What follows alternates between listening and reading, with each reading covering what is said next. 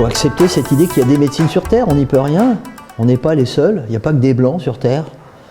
Chaque ethnomédecine a sa propre façon de concevoir le vivant, la maladie, et de poser un diagnostic à sa manière. Il y avait d'ailleurs la médecine d'Hippocrate, c'était une autre façon de faire le diagnostic que celle de Pasteur.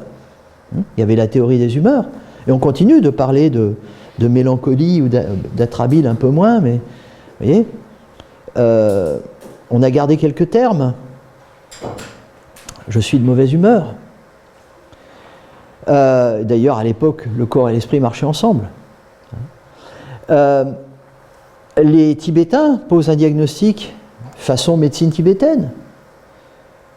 La médecine ayurvédique, donc la médecine védique de l'Inde, pose un diagnostic encore différent de la médecine chinoise, de la médecine tibétaine, etc.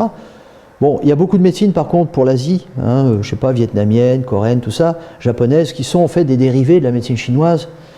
Et le diagnostic est très proche dans la façon de faire. Mais voilà, c'est des variantes. Pareil, pour la médecine tibétaine, il y a des variantes.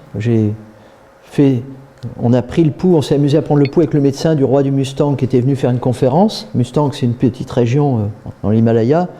C'est pas du tout de la médecine chinoise, mais ils prennent aussi le pouls et ils interprètent, mais voilà, différemment. C'est encore une autre façon de lire et d'interpréter.